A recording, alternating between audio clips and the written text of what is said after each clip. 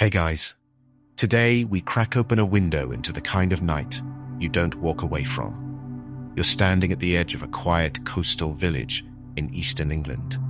It's late, about 9:30 p.m., and the wind's been steadily rising for hours. You glance up, and the clouds are dragging themselves across the moon like heavy curtains. The tide's out, but the sea's not right tonight. It's breathing too loud. You tug your coat closer. The air is heavy with salt and something colder, like metal. Far out to sea, a storm is snarling toward shore, pushing a storm surge unlike anything you've seen in your short, comfy life. And you probably won't survive this. So, before you get comfortable, take a moment to like the video and subscribe, but only if you genuinely enjoy what I do here. And hey, post your location and local time in the comments. Let's see who else is still awake with us. Now, dim the lights, maybe turn on a fan for that soft background hum, and let's ease into today's journey together. You trudge across the slushy gravel path just beyond the seawall. It's the end of January 1953. Most folks are inside by now, eating dinner, reading newspapers, dozing in their chairs. In places like Jaywick, Canvey Island, or the Fens, the homes are snug but not sturdy, and the dikes holding back the sea, well, they're older than some of the people they're protecting. A low voice crackles from the radio. Gale force winds expected. Possible high tides overnight. You barely notice it. These warnings pop up often. Standard British weather drama. You're more worried about running out of biscuits. But out at sea, the pieces are already falling into place. A deep low-pressure system is formed off Iceland and is rolling south.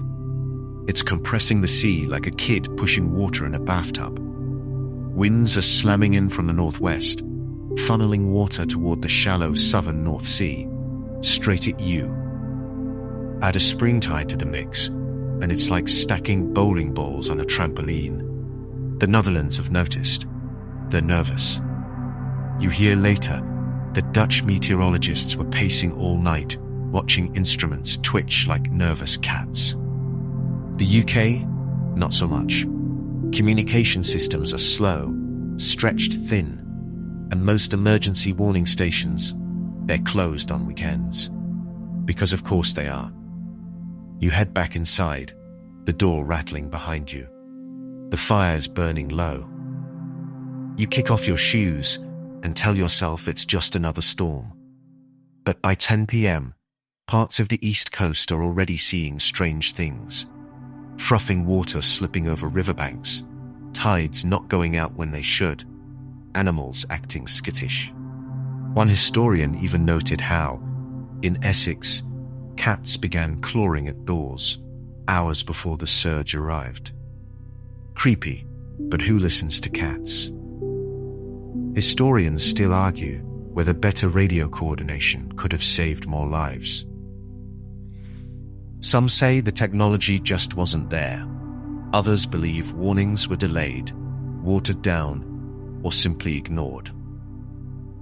Out on the water, sailors start to feel it. A Norwegian freighter reports freak waves hammering its bow as it nears Harwich. Fishermen, usually stoic about weather, are suddenly heading back to port early, shaking their heads. It's not just the wind, it's the weight of the sea itself. And then, just before midnight, a quiet line is crossed. Somewhere near Lincolnshire, the first sea wall gives way. It doesn't explode, it just sighs. Like something ancient giving up. The land behind it inhales the ocean in one terrifying breath. You're asleep when it hits, not with a roar, not with a cinematic wave, but with a creeping, pitiless cold. The water seeps under doors, curls around ankles, crawls up stairwells. Some wake up coughing, others never do. In the village of Mablethorpe, People open their curtains to find black water lapping at their windows. In Canvey Island, an entire bungalow lifts off its foundation and drifts like a toy. You wouldn't believe it if it wasn't in every survivor's memory. The phones are dead. The lights flicker and vanish. Electricity drowns fast. All you have is candlelight, which makes everything more dreamlike, more horrifying. Outside, your neighbor's dog is barking non-stop. Inside, you grab a coat, your mum's wedding photo, and your little brother's hand. And then you open the door, and there's no front garden. There's just ocean, dark and heaving, swallowing cars, chickens, sheds, and fences alike. You stumble backward. Upstairs. Go upstairs. If you have an upstairs, many don't. The houses most affected are small, single-story, and built for charm, not survival. You hear furniture floating. You hear glass breaking. You hear your neighbors screaming. Meanwhile, in London, no one knows. Not really. The capital sleeps. The papers are already printed. The BBC won't break in. It's a Sunday. Information moves by bicycle and boat now, not by broadcast. You huddle on the top step, clutching a dripping candle. You think about your father, who's out on the night shift at the docks. You think about the dog next door. You think about how cold your feet are. Here's a strange detail. Some survivors later said the sea smelled sweet, like mud and flowers. One theory suggests that rotting fields and torn-up marshland released unfamiliar gases as they drowned. A fringe one says it was the scent of death itself. Either way, that smell never leaves your mind. By 1:30 a.m., the sea is still rising. By 2 a.m., the water doesn't knock, it owns the place. Entire villages along the coast are submerged. Somewhere near the Dutch border, a cow floats past a second-story window like it's just mildly inconvenienced by this whole apocalypse. You don't know whether to laugh or cry, maybe both. The cold is not just cold anymore, it's mean. Your fingers are stiff. Your breath clouds in front of you, but not for long. It's swept away by wind that now sounds like it has teeth. Outside your window, it's not a flood. It's not a storm. It's a total rewrite of the landscape, a nighttime mutiny of the sea. And here's the most surreal thing. No one warned you. No sirens, no banging on doors. You think about that. You think about how people always say, well, they should have known. And you want to scream. Because when the sea comes at night, silently, you don't know. You wake up drowning. The village of Jaywick, built on marshland, dreamy, affordable, picturesque, is hit hard. The sea here pours in like it's been waiting for the chance. Eyewitnesses say people tried to hang on to their curtain rods while their kitchens turned into rivers. In Norfolk, a man climbs onto his roof with his dog and a wet suitcase. He loses both before dawn. Historians still argue whether Jaywick should ever have been allowed to expand on that land. Some call it an accident waiting to happen. Others say it was a post-war housing necessity, cheap, accessible, and too tempting to resist. In South Holland, not the Dutch one, this one's in Lincolnshire, families make it into their attics, smashing holes in the roof with hammers and frying pans. You can hear them yelling to each other across flooded streets. Somewhere, a baby cries in a wardrobe being used as a flotation device. No one knows who she belongs to yet. On Canvey Island, things are beyond bad. The entire island is lower than the sea, protected by a Victorian-era embankment that isn't in the mood to help. You climb to the highest point you can.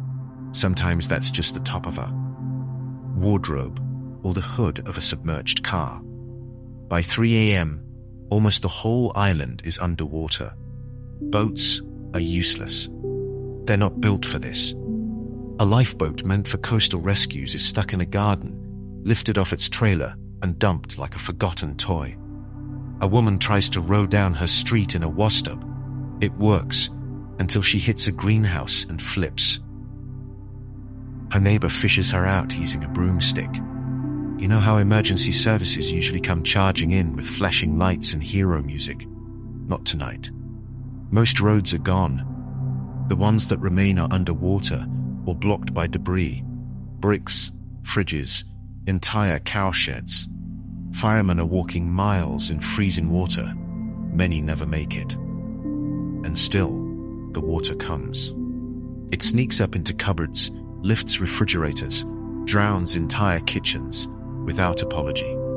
In Essex, a boy climbs into his attic and writes a goodbye note to his parents in case he doesn't make it. Later, he hides it under a jar of jam so it won't float away. That same boy will survive, but the jam, not so lucky. Here's a quirky detail for you. Some people were saved by their chickens. Yes, chickens. The sudden squawking of panicked birds woke up families just in time to escape. A sleepy farmer in Norfolk only opened his eyes because a rogue hen flew onto his chest and screamed in his face. In other places, cows weren't so helpful. Farmers tried to drive them to safety, only to have the animals panic and stampede back toward the flood. You wouldn't think trampled by livestock in a flood would be on your 1953 bingo card. But here we are. The clock slips past 4 a.m. Outside, a full moon lights up the water like silver mercury. It's beautiful, if you forget for a second that it's carrying cars, coffins, and chunks of your neighbor's kitchen table. And then, just as cruelly as it came, the water starts to slow. It doesn't leave. It just stops rising. For now, you sit there, shivering on the top stair, watching the candle's flame try to survive in the draft. Your house smells like salt and mud and something worse. Maybe oil, maybe sewage, maybe everything all at once. The silence after the storm is the loudest thing you've ever heard. Somewhere out there, a family of 5 is still trapped on their roof. The father's gone hoarse from yelling. Their dog is barking into the wind, useless and scared. No help is coming yet. No helicopters, no lifeboats, no dramatic music swelling to a rescue. Just waiting. By sunrise, the headlines will start to trickle in. At first, the numbers are small. 4 dead. Then 27. 1 stop. But the truth will take days to unfold. Over 300 people dead in the UK. More than 1,800 in the Netherlands. Some bodies won't be found for weeks. Some, never. Here's one of those tragic little facts that doesn't make it into textbooks. In one village, rescuers found a boy clinging to a doorframe. He'd been holding it for hours. When they pulled him out, his hands were still curved into claws. The sea takes a lot from you, but it doesn't take everything. Not yet. You're still alive. The water's receding, inch by inch, but you don't dare relax. Because now comes the next horror, surviving the day after the sea came. Dawn creeps in, like it's ashamed of itself. The sun peeks over a wrecked horizon, bleak orange light pouring over rooftops that shouldn't be floating, boats that shouldn't be parked in vegetable patches, and roads that have turned into lazy canals. You blink against the brightness, not because it's blinding, but because it feels inappropriate. The North Sea has pulled back, for now, but it's left behind an apocalypse in beige and brown. Mud covers everything. Cars, walls, washing lines, cats, Your feet crunch on shattered glass as you creep downstairs, heart hammering. The floor squelches. Your radio's dead. The fridge is upside down, and you swear your bathtub just winked at you from the garden. You're not alone. People emerge from rooftops, attics, haylofts, soaking, shivering, stunned. Some have nothing but pajamas, and whatever he grabbed when the water surged in. One man appears in his garden wearing only his wife's fur coat and a top hat, because, quote, it was either that or nothing, and I'm a church elder. The rescue efforts begin, but slowly. You'd expect helicopters buzzing overhead, lifeboats surging through the streets, sirens wailing like in the movies. But this is 1953, and none of that's ready yet. The Coast Guard is overwhelmed. Phone lines are down. Most vehicles can't move through knee-deep sludge. So, you make your own plan. You tie together sofa cushions to ford your gran to the neighbor's roof. You bail out your living room with a soup ladle. You grab your uncle's fishing boat, parked in the garage for years and still full of spiderwebs, and paddle it down your street like it's Venice, only much colder and less charming. You'd be amazed what people turn into boats, bathtubs, pig troughs, even upside-down doors if they're buoyant enough. On Canvey Island, a man reportedly rescued 7 people using a homemade raft built from milk crates and an inflatable paddling pool.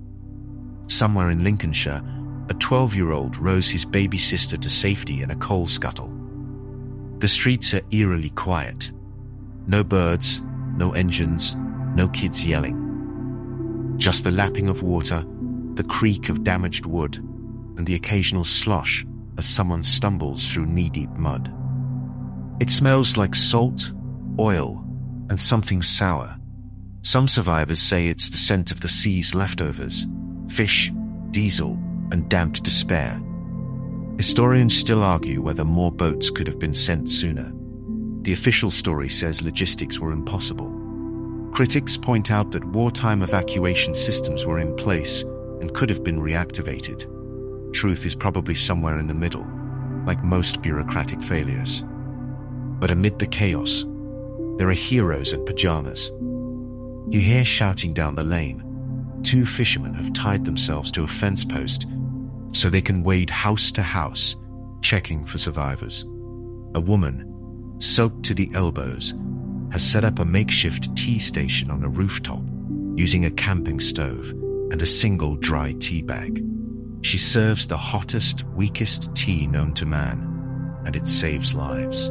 Over in Felixstowe, a retired Navy man, 80 years old and built like an angry lamppost, uses a rope ladder and pure stubbornness to save 5 families trapped in bungalows. When asked how he managed it, he replies, "Wasn't planning to die in my slippers." Elsewhere, a milkman named Bert becomes a local legend after rescuing an entire row of terraced homes with his float. Yes, the milk cart. It floats. He shows up clanking and swaying like a soggy Santa, hauling soaked toddlers and panicking grandmothers into the back, one at a time.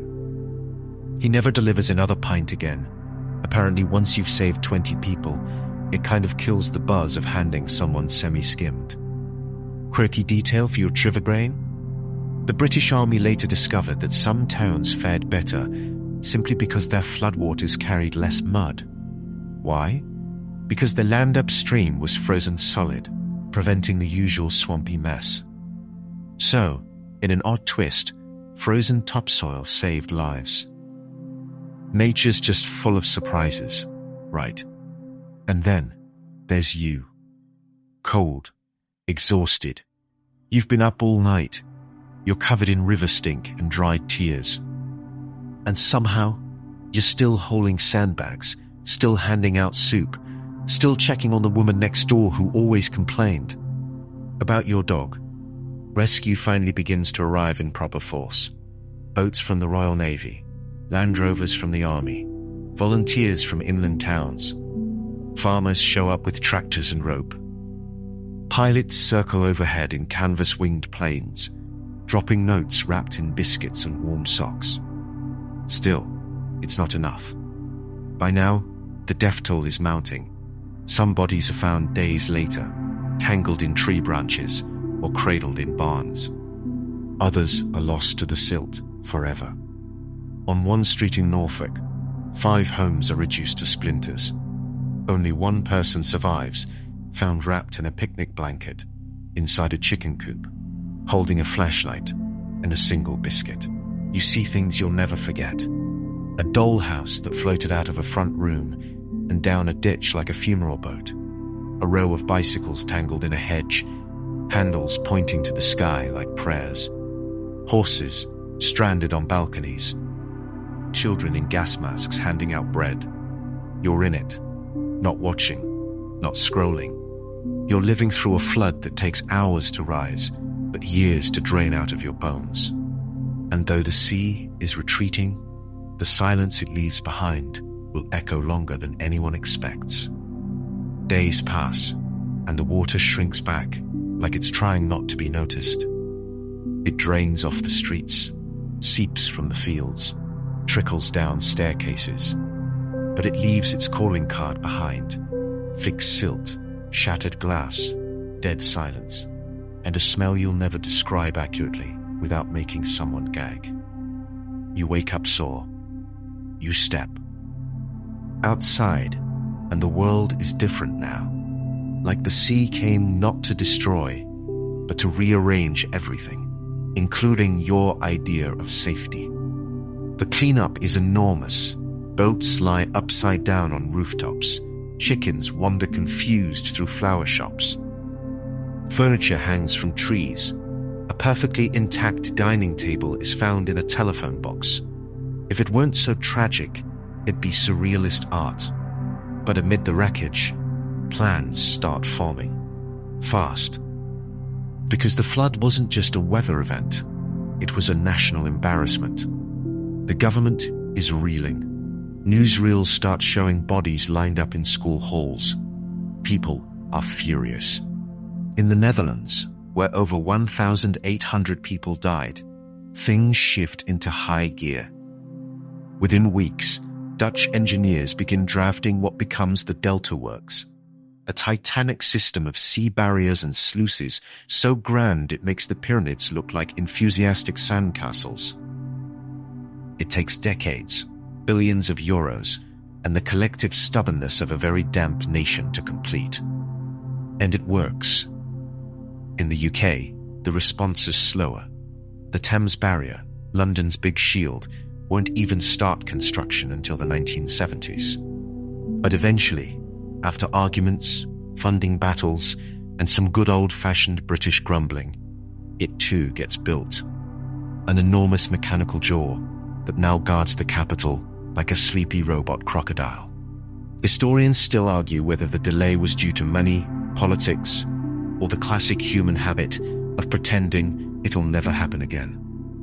But behind the debates are thousands of lives that were, let's be honest, left behind when it mattered most. Still, something does change. Early warning systems. Flood forecasting becomes more than just ask the guy who's good with clouds. Real-time tide data, emergency alert broadcasts, sirens installed in vulnerable areas. It's not perfect, but it's something. And maybe the most lasting change, memory. The North Sea flood of 1953 becomes a watermark, literally and figuratively. You see its story carved into museums, sewn into family legends, whispered across marshlands. Kids grow up hearing about the night the sea came to visit uninvited. Grandparents talk about it with a look like they still hear the water rising in their dreams. Quirky detail? In one village, every year on the anniversary of the flood, residents still light lanterns and float them down the river. Not just to remember the dead, but to remind the sea, we're watching you too. You walk along the rebuilt seawall now. It's taller, stronger, uglier than before, but comforting. You pass memorial plaques, Some with long lists of names, some with just a quiet line like, "To those who held on." And here's the strange thing. Even though you know what happened, it's hard to believe it did. Nature is good at cleaning up after itself. Grass grows, paint dries, streets get swept, but you still hesitate when you hear rain at night. You still dream of cold water on warm skin. You still keep a flashlight by your bed. Because some floods drain from the land, long before they drain from your life. And now that you've lived through the story, really felt the cold, tasted the salt, heard the banging of boats against brick, you understand why they call the North Sea one of the world's deadliest waters. It doesn't rage, it waits. It chooses its moment. And when it strikes, it doesn't roar, it takes. Wind down 300 words. So now, we slow things down. The storm has passed, the candles are down to flickering nubs, and the tide is finally out for good. You're left, wrapped in a blanket that smells faintly of dust and lavender, staring at the ceiling and thinking about how strange it is that something as beautiful as the sea can also carry that kind of fury. Your heartbeat begins to settle. Your muscles, tired just from imagining all of that paddling, loosening now as the last of the adrenaline fades. The world you've wandered through, wet, cold, chaotic, is slipping away, replaced by the warm hush of the room around you. And while the North Sea still sits out there, just beyond the edge of the island, just beyond the wall, you know now that humans are not helpless. We learn, we rebuild. We whisper warnings to our children so they don't forget what the water did when it came calling. Maybe you picture yourself lighting a lantern and placing it in the river, watching it drift, not away from you, but forward, toward a future where the warnings come in time, where the walls are strong, where you're not alone in the dark with a leaking roof and a kitchen full of seawater. So, breathe a little deeper. The danger's past, the lights are dimmed, the storm's been folded away and tucked under the blanket of history. And even though the sea will always be there, restless, waiting, tonight you are dry, you are warm, and you are safe.